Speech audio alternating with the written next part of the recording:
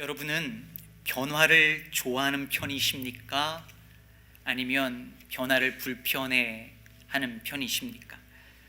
흔히 우리는 변화를 좋아하고 또 변화시키는 것을 좋아하면 진보적이다라고 말하고, 변화를 좋아하지 않고 현 상태를 유지하기를 좋아하면 보수적이다 이렇게 말하지요. 그러면 크리스찬은, 그리스도인은 진보적이어야 할까요? 보수적이어야 할까요? 정치 얘기하는 거 아니니까 걱정 마시고 생각해 보시죠.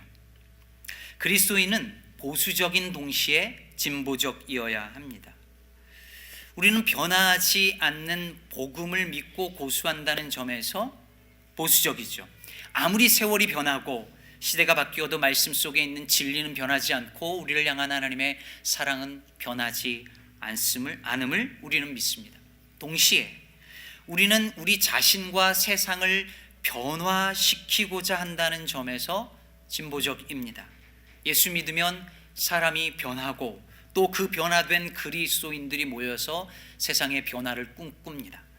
그래서 그리스도인은 보수적인 동시에 진보적입니다. 그런데 이걸 거꾸로 하려는 분들이 있습니다. 변하지 않는 복음은 지키고 자신과 세상은 변화시켜야 되는데, 반대로 복음의 진리는 자꾸 바꾸려고 하고 자신과 세상은 변화하지 않으려고 하는 것이죠. 하나님의 말씀은 다 자기 편의대로, 자기 지식대로 문화에 맞추어서 바꾸려고 하면서 정작 그 변하지 않는 말씀에 의해서 자기 자신을 바꾸는 일에는 주저하고 세상의 변화조차 꿈꾸지 않습니다. 오늘 본문 로마서 12장 1절은 우리에게 이렇게 말하고 있습니다. 그러므로 형제들아, 내가 하나님의 모든 자비하심으로 너희를 권하노니 너희 몸을 하나님이 기뻐하시는 거룩한 산 제물로 드리라. 이는 너희가 드릴 영적 예배니라. 여기서 몸은 우리의 이 몸뚱아리만을 말하는 것이 아니라 우리의 전 존재를 다 가리키는 단어입니다. 그러니까 우리가 가진 모든 것, 우리의 시간, 우리의 물질, 우리의 이 육신, 우리의 재능, 우리의 가족들, 우리의 자녀들, 내가 가진 꿈, 내가 가진 소망, 이 모든 것을 하나님께 산 제물로 드리라는 말이죠. 여러분, 여기서 산 제물, living sacrifice라는 말이 사실 말이 안 되는 말이잖아요. 제사를 드릴 때 제물을 산채로 드리지 않잖아요. 다 어떻게 합니까? 죽여서 죽은 제물을 바치지 산 제물을 하나님께 제사를 드리지 않았습니다. 그런데 바울이 산 제물이라고 할 때 그 의미는 우리의 이 삶을 하나님께 제사로, 예배로, 즉 산 제물로 드리라는 의미가 담겨져 있는 거죠. 그러면서 바울이 이렇게 말합니다. 이는 너희가 드릴 영적 예배니라. 여기서 영적이라는 말이 무슨 뜻일까요? 영적. 여러분, 우리 흔히 영적이라고 하면 뭔가 신비하고 일반인은 잘 알 수 없고 기도 많이 하고 성령 체험한 사람만이 알 수 있는 어떤 것이라고 흔히 생각합니다. 그래서 이 영적인 거 좋아하시는 분들 계시잖아요. 쩍쩍 이렇게 하시는 분들.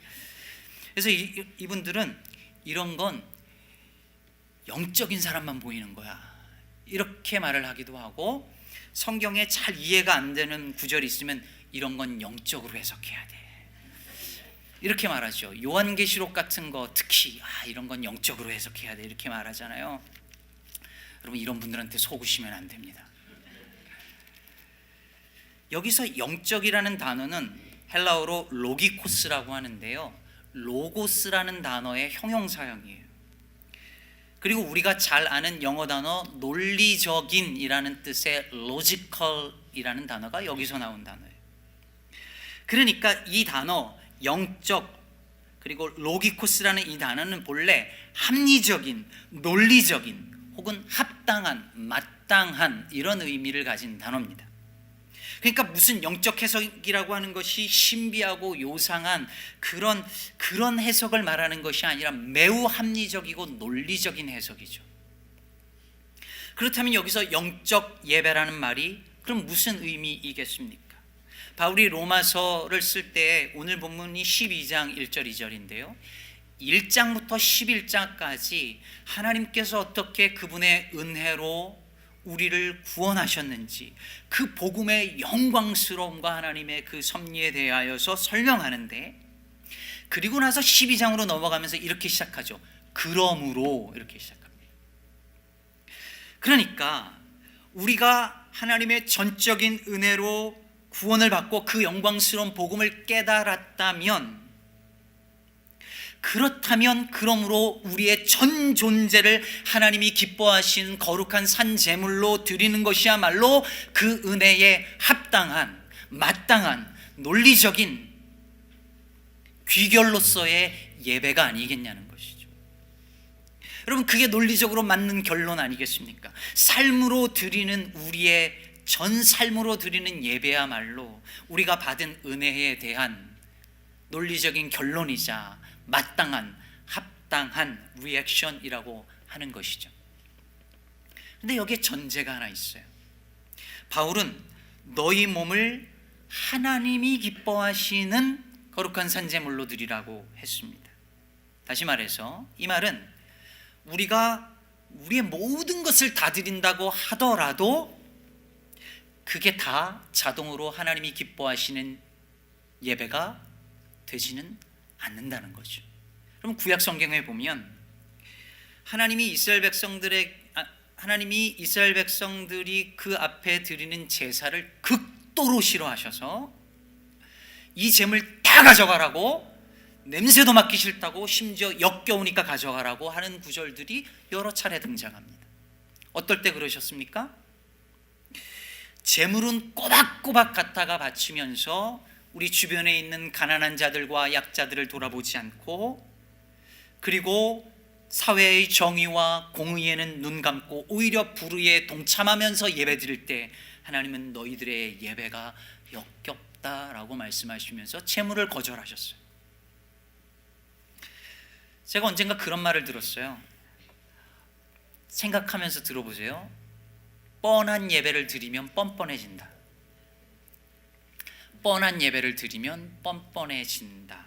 이 말을 듣는데 정말 진짜 그렇구나 싶었습니다.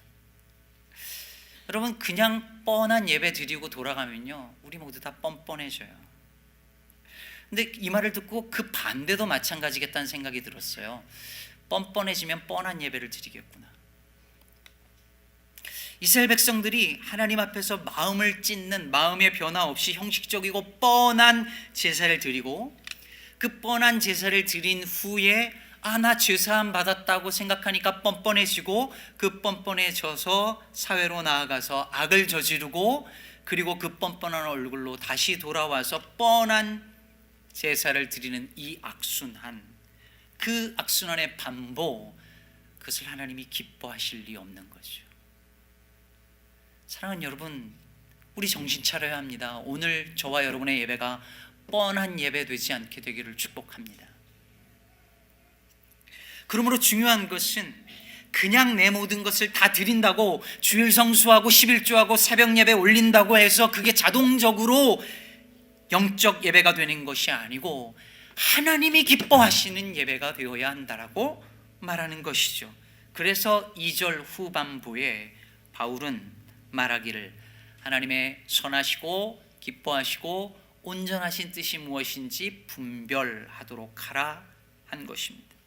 그렇다면 어떻게 해야 우리의 삶을 하나님이 기뻐하시는 거룩한 산제물로 드릴 수 있을까요? 어떻게 하면 그 복음에 합당한, 마땅한 예배를 드릴 수 있을까요? 여러분, 이건 우리 교회를 향한 질문이기도 합니다. 시카고 기쁨의 교회가 어떻게 하면 그 이름 그대로 주님이 기뻐하시는 교회가 될 수 있을까요? 바울은 우리가 우리 삶을 하나님이 기뻐하시는 산제물로 영적 예배로 드린다는 것이 무엇인지, 또 하나님이 기뻐하시는 것을 어떻게 알 수 있는지에 대해서 2절에서 이렇게 말하고 있습니다. 너희는 이 세대를 본받지 말고 오직 마음을 새롭게 함으로 변화를 받아. 여기서 이 세대를 본받지 말라고 할 때 본받다라는 말은요, 이 단어는 겉으로 드러난 어떤 형태, 폼을 가리키는 스케마라고 하는 단어가 들어있는 말입니다. 그러니까 본받지 말라는 말은 무슨 의미냐면 그 폼, 그 형태와 같아지지 말라는 의미가 담겨져 있어요. 이걸 영어로 하면 do not conform입니다. conform, 즉 폼이 같아진다는 말이죠. 다시 말해서 이 시대를 본받지 말라는 말의 의미는 이 시대가 살아가는 삶의 그 폼, 그 형식, 그 풍조, 그 문화와 같아지면 안 된다라는 말인 것이죠. 이 시대 사람들이 따르는 삶의 방식과 풍조에 동화되어 살면 안 된다는 말이었습니다. 그래서 유진 피터스는 그의 메시지 성경에서 이 구절을 이렇게 번역했습니다. 문화에 너무 잘 순응하여 아무 생각 없이 동화되어 버리는 일이 없도록 하십시오. 그 세상의 문화에 쉽게 컨폼 하지 말라는 것이죠. 근데 여러분, 이게 다가 아니에요. 그냥 이 세대를 본받지 않는 것만으로는 안 되고 그 다음이 중요한데, 오직 마음을 새롭게 함으로 변화를 받으라 라고 말합니다. 여기서 변화는 transform입니다. trans가 뭐예요? 바꾸는 거죠. 여러분, 옛날 한국에서 변압기를 뭐라고 불렀는지 기억나세요? 도란스라 했습니다. 도란스. 도란스 뭔지 아시죠? 이게 도란스, 트랜스가 도란스가 된 거예요. 이게 변화하는 거죠. 바꾸는 거잖아요. 그러니까 transform, 뭘 바꾸는 걸까요? 세상의 풍조를 conform 하다가 어그러지고 뒤틀어진, 즉 deformed 된 우리의 본래의 모습을 transform 하라고 하는 것입니다. 다시 말해 이 세상의 형태, 삶의 방식, 문화, 풍조를 따라서 동화되지 말고 변질되지 말고 변화되라 하는 바울의 호소인 것이죠. 자, 이제 우리에게 두 가지 숙제가 주어졌습니다. 이 로마서는 한 개인에게 좋은 말씀이라기보다 로마 교회 공동체에게 주신 말씀이기 때문에 교회에 주어진 숙제예요. 두 가지 숙제가 주어졌습니다. 첫 번째는 부정적 권면인데 이 세대에 동화되지 말라는 것이고, 두 번째는 긍정적 권면인데 뭐죠? 마음을 새롭게 함으로 변화를 받으라, 이것이죠. 첫 번째부터 생각을 해보겠습니다. 교회가 이 시대의 풍조를 따라서 동화되는 게 어떤 걸까요? 이 시대 사람들이 추구하는 어떤 것을 따라간다는 것인데, 예를 들면 세상의 물질주의와 성공주의를 교회가 따라가는 거죠. 지난주에 한국에 수능이 있었잖아요. 고3 학생들이 수능을 보았어요. 그러면 교회가 어떤 방식으로 세상의 풍조와 문화를 따라갈까요? 수능 시즌이 되면 교회가 우리 아이들 좋은 대학 가게 해달라고 특별 기도회를 열고 새벽 기도를 여는 거죠. 우리 아이들이 세상의 풍조를 따라서 성공과 경쟁을 우상으로 섬기지 않도록 가르치고 그것을 저항하도록 만드는 것이 아니라 그 아이들도 세상의 경쟁에서 이길 수 있도록 도와달라고 기도하며 예배하는 그 모습이 conform the pattern of this world, 이렇게 하는 거예요. 제가 아는 어느 목사님이 예수 안 믿는, 교회 안 다니는 친구가 있는데 그 친구가 가끔가다 이렇게 얘기를 한대요. 이 친구 어떻게 요즘 교회 고객들 좀 오시나? 이렇게 물어본다는 거예요. 물론 농담이겠지만 저는 교회 밖에서 교회를 바라보는 시선이 이 말 속에 담겨져 있다고 생각해요. 교회가 비즈니스 하는 곳 같은 거죠. 고객들 좀 오시나? 물어보는 거예요. 저는 제가 참 듣기에 불편한 말들을 교회 안팎에서 가끔씩 듣는데요. 예를 들면 이런 겁니다. 그 교회는 목이 좋아. 목이 좋다는 말 무슨 말인지 아시죠? 위치가 좋다는 말이에요. 위치. 저 가게 진짜 목이 좋아. 이럴 때 쓰는 말이잖아요. 저 교회는 새가 커 혹은 새가 작아. 뭐예요? 규모가 크고 규모가 작단 말이죠. 근데 여러분, 이런 말들이 다 원래 어디에서 주로 쓰이는 말이에요? 그 가게, 그 장사가 새가 크고 작고 그 가게가 목이 좋고 이럴 때 쓰는 말이죠. 그런데 이게 교회에서도 교회조차 목이 좋아야 되고, 그래서 이민교회는 첫째도 위치고 둘째도 위치고 셋째도 위치다 그러면서 목이 좋아야 한다고 따지고, 우리가 사명으로 삼아야 할 자리보다 목이 좋은 데를 찾고, 그래야 새가 커진다는 사고방식 자체가 이 교회가 이 세대에 어느덧 컨폼, 동화되었기 때문에 나온 생각과 말은 아닐까요? 성공 목회라는 말, 혹은 저 목사님 성공한 목사님이야 라는 말도 마찬가지입니다. 어떤 양적 성장을 성공으로 보고 목회에 적용하는 것은 세상의 논리를 교회가 컨폼했기 때문에 생겨난 현상입니다.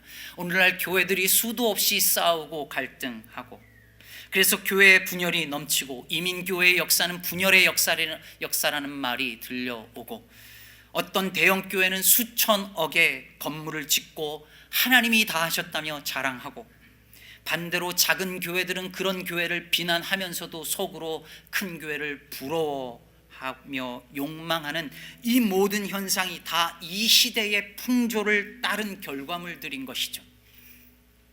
사도 바울은 절대 그래서는 안 된다라고 오늘 말하고 있습니다. 이 시대를 본받지 말라고 호소하고 있습니다. 네, 교회는 그러면 안 됩니다. 그런데 여러분, 그게 다가 아닙니다. 오늘날 교회가 세상 풍조를 따라 동화되는 것을 보면서 많은 사람들이 그 교회들을 비판합니다. 교회가 저러면 안 된다고, 우리는 저러지 말자고, 우린 싸우지 말자고, 우리는 양적 성장에 목매지 말자고, 우리 교회는 물질주의, 성장주의 따르지 말자라고 말합니다. 그러나 여러분, 뭘 안 하는 것으로는 충분하지 않아요. 제가 얼마 전 교회 갈등 문제를 전문적으로 다룬 어느 분께 들었는데요, 나는 무엇이 아니다 라는 것으로 자기 정체성을 삼는 건 사춘기적 사고라는 거예요. 여러분, 아이들 키워보셨으면 알겠지만 애들이 이제 사춘기로 접어들면요, 부모님이 애 취급하면 나 애 아니야 이렇게 말하잖아요. 그래서 애 아니래서 뭐 책임을 좀 주려면 나 아직 어른 아니야 이렇게 얘기하잖아요. 그죠? 이게 10대 사춘기로 접어들면서 자기를 드러내는 표현인데 뭐냐면 난 아니야예요. 나는 애가 아니야, 나는 어른이 아니야, 나는 엄마 아빠가 아니야, 나는 누구가 아니야. 이게 사춘기 수준에 머물러져 있는 그 아이들의 자기 아이덴티티를 표현하는 방식이에요. 그러나 어른은 아니죠. 어른은 내가 누구인지 뭐 하는 사람인지를 말할 수 있어야 돼요. 세례 요한은 너 누구냐라고 물어볼 때에 나는 그리스도가 아니라 엘리야가 아니라 나는 그 선지자가 아니라 라는 말에서 끝나지 않았어요. 그는 나는 주의 길을 곧게 하라고 광야에서 외치는 소리다라고 자기가 누구인지를 말했어요. 사랑하는 성도 여러분, 우리 시카고 기쁨의 교회는 어떤 교회인가요? 여러분은 어떤 성도인가요? 누군가가 여러분에게 시카고 기쁨의 교회 다녀요? 그 교회는 어떤 교회예요? 라고 물어보면 여러분은 뭐라고 말하십니까? 우리 교회는 안 싸워요. 우리 교회 안 싸우는 교회가 우리 교회를 설명하는 데피니션이에요? 우리 교회는 밥 안 해요. 그 교회마다 밥 하느냐고 사람들 힘들고 그거 막 싸움 나고 말라고 우리 밥 안 해요. 우리 교회는 남선교회 여선교회 없어요. 우리 교회는 건축 작정 헌금 이런 거 안 해요. 우리는 임직식에 뭐 특별 헌금 같은 거 뭐 이런 거 안 해요. 안 해요. 우리 그런 교회 아니에요. 다 좋아요. 그런데 여러분, 뭘 안 하고 무엇가 아니라는 사실이 우리가 누구인지를 설명해 줄 수 있어요? 나중에 주님 앞에 섰을 때 너는 어떤 성도였냐고 묻는데 저는 술, 담배 안 했어요. 저는 나쁜 짓 안 했어요. 횡령 안 했어요. 그런 말로 충분할까요? 어떤 교회였냐고 물어보실 때 우리 교회는 이거 안 하고 저거 안 하고 문제가 생기고 말 나올 만한 건 하나도 안 했어요 라고 대답한다면 주님께서 되묻지 않으시겠어요? 그럼 너희는 뭘 했니? 오늘 본문은 우리에게 이 세대에 동화되지 말라고 말하고 있습니다. 교회가 이 시대가 추구하는 것을 따라 살면 안 된다라고 말하고 있습니다. 그러나 거기에서 멈추면 안 됩니다. 동화되지 않는 것에서 만족하지 말고 변화를 받으라라고 말하고 있습니다. 변질되지 않는 것으로 만족하지 말고 변화되어야 한다는 것입니다. 거기까지 가야 우리 삶을 하나님이 기뻐하시는 거룩한 산 제물로 영적 예배로 드릴 수 있다는 것이죠. 그런데 문제는 교회만큼 변화를 싫어하는 곳이 없다는 사실입니다. 제가 저희 교단 30대 40대 젊은 목회자들의 모임이 있다 그랬잖아요. 이 젊은 목사님들이 모여서 뭐가 힘든지를 서로 쉐어하는데 뭘 가장 힘들어하는지 아십니까? 교회가 젊은 목사를 청빙했다는 건 딱 하나예요. 변화를 원한 거예요. 그래서 변화를 위해서 하려고 하면 하지 말라 그랬는데요. 이 얘기하면서 30대 40대 목사들이 다 울어요. 왜 불렀냐는 거예요. 근데 교회는 변화를 원한다고 하지만 실제로 변하려고 그러면 하나도 못 바꿔요. 주보에 있는 내용 하나, 예배 시간 하나, 예배 내용 하나, 뭐 하나 작은 것도 못 바꿔요. 여러분, 저희 교회 새벽 예배 시간이 5시 45분이에요. 제가 처음에 부임하고 나서 왜 새벽 예배 시간이 5시도 아니고 5시 반도 아니고 6시도 아니고 5시 45분일까? 이게 너무 신기해서 어떤 분한테 물어봤어요. 그랬더니 저짝 교회 있을 때부터 5시 45분이라서 계속 한대요. 그게 이유예요. 그럼 바로 이런 생각, 원래 했던 것이니까 그대로 계속 해야 한다고 생각하고 그게 좋다고 생각하고 바꾸는 건 불편하고 싫다고 생각하는 그것이 교회의 변화를 만들어내지 못하는 이유인 것이죠.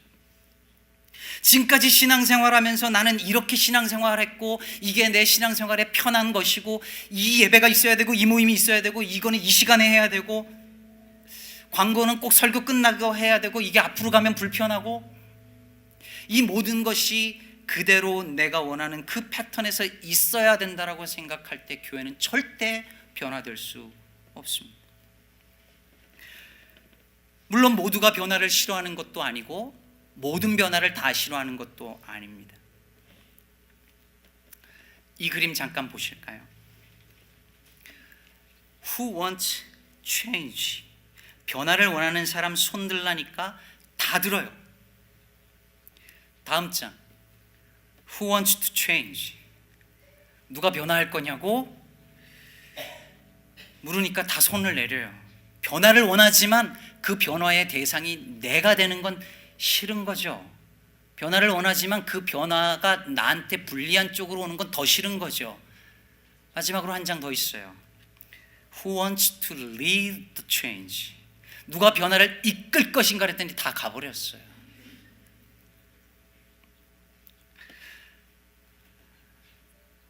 다 변화를 원한다고 말해요. 그러나 그 변화의 대상이 스스로가 되려 하지 않고 변화를 이끌려 하지 않고 그렇다면 그 공동체는 절대 변화할 수 없는 것입니다. 변화를 원해요. 그러나 다 나한테 좋은 쪽의 변화는 원하지 내가 불편한 쪽의 변화는 원하지 않아요. 지난 주일 저희 교회 예배당으로 고려할 만한 건물이 나왔다고 해서 광고했고 원래 예정대로라면 어제 보러 가야 했습니다. 비록 사정상 무산됐지만 말입니다.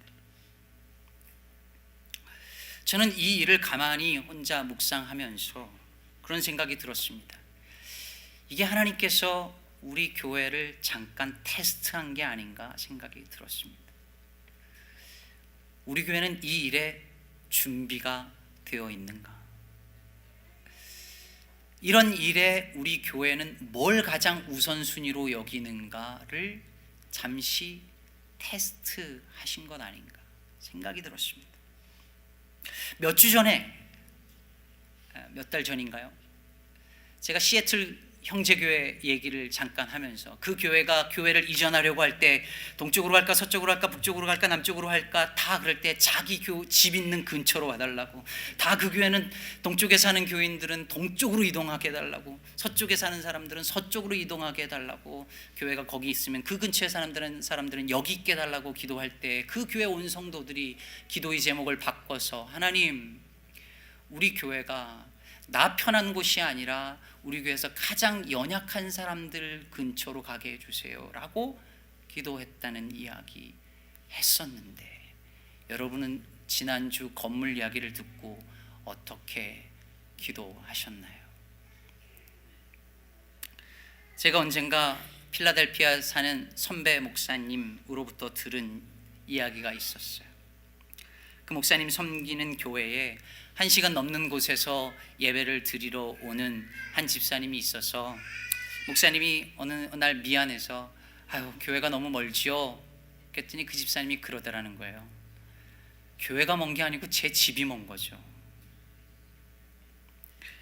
여러분, 이 집사님은 내 집을 기준으로 교회를 생각한 게 아니라 교회를 기준으로 내 집을 생각했어요. 다 이 집사님처럼 생각해야 된다는 말이 아니에요. 하지만 변화는 이런 생각의 전환 없이는 이루어지기 어려울 겁니다. 오늘 바울은 2절 말씀에서 오직 마음을 새롭게 함으로 변화를 받아 이렇게 말을 하고 있습니다. 어떻게 변화를 받는가? 마음을 새롭게 함으로 변화를 받는다는 거예요. 트랜스폼이 어떻게 되느냐면 마음의 변화, 마음을 새롭게 하는 것으로부터 출발한다고 했는데, 여기서 마음이라는 단어는 heart를 말하는 게 아니라 mind를 말하는 거예요. 이 mind는 생각에 가까운 말이죠. 즉 변화되기 위해서는 무엇보다도 생각의 갱신이 먼저 있어야 된다는 거예요. 사랑하는 여러분, 과거에 늘 해오던 관습에 갇혀 있는 한 생각은 새로워질 수 없고 생각의 변화 없이 우리는 변화될 수 없습니다.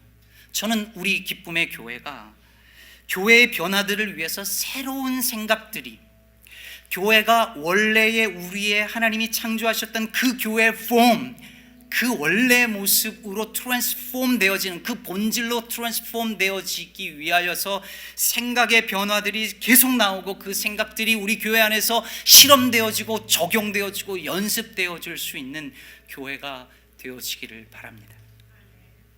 뭔가 바뀌고 있던 것이 없어지고 없던 것이 생기고 변화되는 것을 두려워하지 않는 교회였으면 좋겠습니다.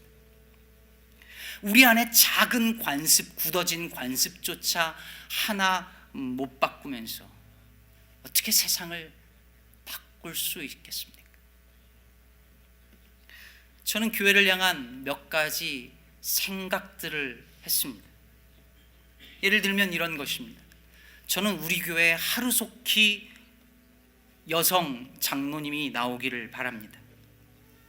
여러분, 여성 리더가 교회의 여성의 눈으로 교회를 이끌어야 교회에 변화가 생깁니다.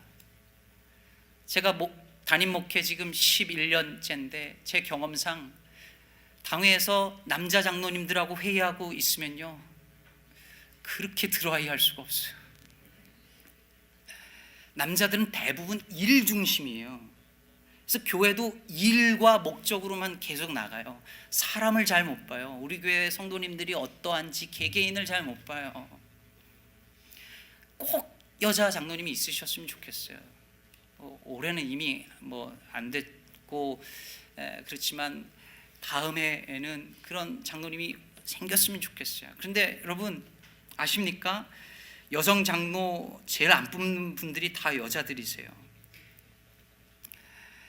여성 목사가 담임으로 오는 걸 제일 거절하고 싫어하는 분들이 여자분들이세요.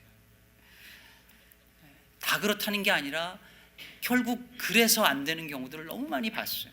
여러분, 생각의 변화가 필요합니다. 또한 저는 저희 교회에 평신도 설교자가 나오기를 바랍니다. 나중에 따로 설교하겠지만 우리 맨날 만인 제사장 얘기하고 목사만이 아니라 모든 성도들이 다 제사장이라고 하는 성경의 가르침을 믿고 고백도 하고 그것을 입에 올리면서도 설교는 목사님만 해야 된다는 고정관념이 있습니다. 아닙니다. 목사의 역할은 여러분 모두가 말씀을 전할 수 있는 역량이 되도록 그렇게 도와주고 키워내는 일을 할 뿐입니다. 저는 1년에 한 몇 번은 여러분들 중에서 주일 설교자가 나올 수 있게 되기를 바랍니다. 저는 저희 교회 젊은이들이 뒤에서 구경하거나, 오늘도 뒷자리에 앉았는데 뒤에서 구경하거나 어른들이 이끄는 대로 그냥 따라만 가는 것이 아니라 젊은이들이 앞에서 교회를 주도적으로 역할을 감당하면서 때론 이끌기도 하면서 그렇게 나가는 교회였으면 좋겠습니다. 저는 우리 교회 처음에 올 때에 좋았던 점이 우리 교회 40대 장로가 있다는 점이 좋았습니다. 근데 저는 더 나아가 30대 장로, 20대 장로도 우리 교회에 나왔으면 좋겠습니다. Why not? 저희 교단은 장로와 집사가 계급이 아니라 역할에 따른 직분으로 구분하고 있습니다. 그래서 시무 기간이 정해져 있죠. 3년 임기하고 3년 재신임 받을 수 있고 1년은 휴무하게 되어 있습니다. 그러면 이게 역할이니까 저는 바라기는 우리 교회 장로님들 중에서 장로 임기가 끝나고 나면 그 다음엔 집사가 되는 분이 나올 수 있었으면 좋겠어요. 계급이 아니잖아요. 올라가면 더 갈 데가 없는 그 영원한 직분이 아니잖아요. 그러면 나 올해까지는 장로였는데 내년부터는 집사야 라고 하는 분이 나오기만 한다면 직분 문제로 골머리를 앓고 있는 이 이민사회에, 한인교회에 큰 도전이 되고 충격이 되고 새로워지는 어떤 첫 발걸음이 되지 않을까라는 생각을 합니다. 여러분, 저는 이 정도 생각까지밖에 못해요. 저는 저희 교회 젊은 분들이 저보다 훨씬 참신하고 급진적인 생각들을 내어놓고 그것을 교회에서 실험하고 적용할 수 있게 되기를 바랍니다. 사랑하는 여러분, 제가 지난 1월에 부임해서 벌써 1년이 다 되어가고 있습니다. 올 초에 말씀드렸던 것처럼 이번 한 해는 많은 걸 바꾸지 않고 말씀 전하는 일에 집중하고자 했습니다. 특히 교회가 무엇인지에 대해서, 우리 교회가 어떤 교회가 되면 좋을지에 대해서 1년 내내 여러분과 함께 고민했습니다. 오늘 교회라는 주제로 시리즈 주일 설교를 한 지 42번째입니다. 저도 대단하지만 여러분들도 참 대단하십니다. 요즘 설교가 나랑 직접적인 상관이 없으면 잘 안 듣는데 교회라는 주제를 1년 내내 금요일까지 들으신 거예요. 올 한 해 무언가를 특별히 바꾸려고 하지 않아서인지 올해 특별한 갈등도 문제도 없었습니다. 그러나 여러분, 내년부터는 조금씩 변화할 것입니다. 언젠가 말씀드렸듯이 가만히 있으면 제자리가 아니라 후퇴할 수밖에 없기 때문입니다. 변화하지 않으면 변질되기 쉽기 때문입니다. 처음 기쁨의 교회 작년 여름 넘어서 가을쯤이죠.